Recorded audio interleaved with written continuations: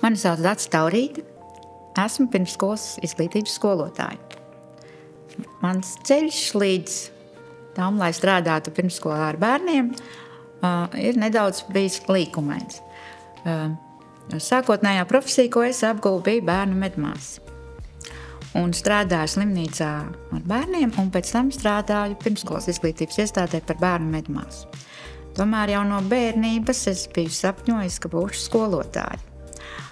Un nedaudz ar mammas palīdzību nekļuvu par tādu. Un laika gaitā sapratu, ka vairāk vēlos strādāt ar bērniem. Nevis tikai tos sastapt tad, kad tie ir saslimuši. Un tad arī nolēmu mainīt savu profesiju un iestājos augstskolā mācīties par pirmsskolas skolotāju un uzsāku arī darba gaitas pirmsskolas iestādē ar mazo bērnu grupiņām. Un paralēli mācībām esmu strādājusi visos vecuma posmos, sagatavojos bērnus skolai un par visām maziņajiem un ar vidējo vecuma posmu. Tādējādi esmu dažādas metodas darbā izmantojis un dažādus vecuma posmus savā dzīvē sastapusi un sapratusi, kādas ir vajadzības katrā brīdī un kas ir kurā brīdī bērniem vajadzīgs un kas ir jāmāca mazākiem bērniem un kas jāmāca lielākiem un kas ir jāmāca jau pirms skolu skaitu uzsākšanu. Darba burtnīcu sākām veidot sadarbībā ar izdevniecību.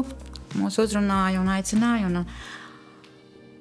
Ņemot vērā, ka pēdējā mācību gadā pirmsskolā bērniem ir jāapgūst rakstīto burtu rakstība, jānostiprina lasīt prasmu un jāpilnveido pirms tam apgūtās prasmes un vēl dažādas prasmes, kas viņus sagatavo skolai.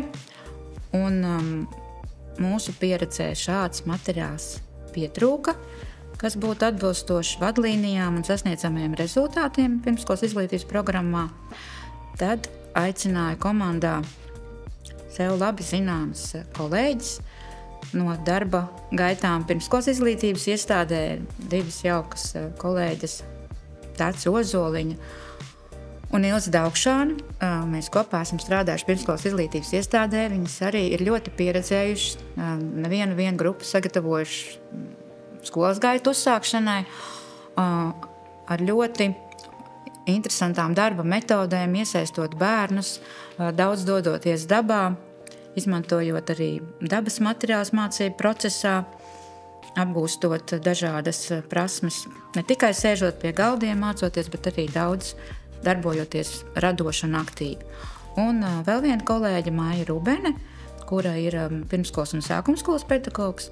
Tā kā viņai ir pieredze arī strādājot sākumskolā un saprot arī, kas ir bērniem vajadzīgs jau pirmajā klasē mācoties. Un tādēļ viņa arī dod grāmatai vēl tādu darba burtnīcai tādu pienesumu, kas tā kā redz no sākumskolas skolotāja skatu punktu šīs nepieciešamās prasmes. Tātad kopā šajā kolektīvā mēs 4 diskutējam, veidojam, redam, strādājam šādu darba burtnīcu, kas būtu noderīga bērnam sagatavojoties uz skolu. Komplektā ietilps darba burtnīca un skolotāja grāmata. Darba burtnīcā būs uzdevumi lasīt prasmei, rakstīt prasmei, griešanas prasmēm un līmēšanas prasmēm, koncentrēšanās uzdevumi, būs roku vingrinājumi, tātad arī domāšanas uzdevumi, atjautības uzdevumi, tur būs tādas burtu rebusi un krustvārdu mīklas un dažādi uzdevumi, kas nostiprina bērniem šo te pirmkārt jau saprast saikni skaņa burts, pēc tam rakstīt prasmi, lasīt prasmi un dažādas šīs prasmes, kas nostiprina viņu zināšanas par valodas jomu.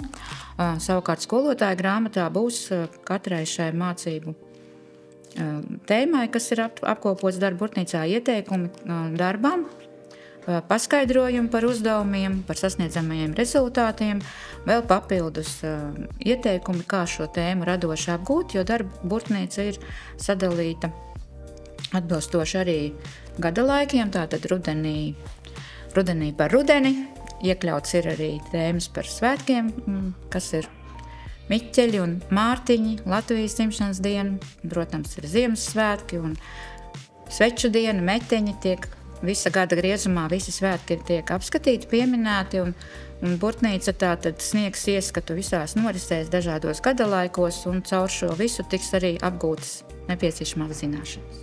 Darbojoties ar darba burtnīcu, bērns apgūs lasīt prasmi, jo tur būs nepieciešamie uzdevumi, lai nostiprinātu iepriekš zināšanas apgūtās, tātad ievietot burtos vārdus iztrūkstošos, apgūt burtu rakstību bez līnijām un pēc tam jau sākt apgūt burtu rakstību līnijās ar paraugiem. Tātad būs uzdevumi, kur būs jātrenē prasme griezt ar šķērēm un ielīmēt precīzi vietās pēc dotā uzdevuma vai pēc parauga, izpildīt, kā ir noteikts, nostiprināt šīs prasmes, kas viņam ir jau iepriekšējo gadu gaitā ir apgūtas, un tagad šajā darba burtnīcā tātad viss tiks vēl kārtīgi nostiprināts. Darba burtnīca ir veidota atbilstoši pirmskolas izglītības programmai un vadlīnijām un sasniedzamajiem rezultātiem atbilstošajā vecuma posmā.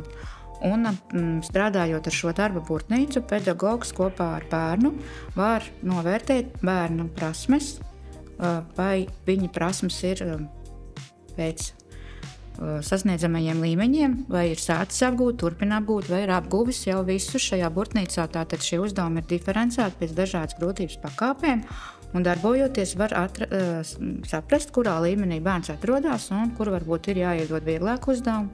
Kādā gadījumā varbūt grūtāk uzdevumi jau ir nepieciešami, un šo burtnīcu pabeidzot, tad var arī saprast, ko bērns ir apgūvis un kur varbūt vēl ir kaut kas pavasarī jāpamācās. Burtnīcā ir ļoti dažādi uzdevumi, kur kāds varbūt var izpildīt visus bez palīdzības, bet kādam vajag atbalstu, un tā tad var arī tādā veidā saprast, kurā posmā šobrīd bērns atrodas un kas viņam ir vēl jāiedod vai varbūt var ļaut mazāk.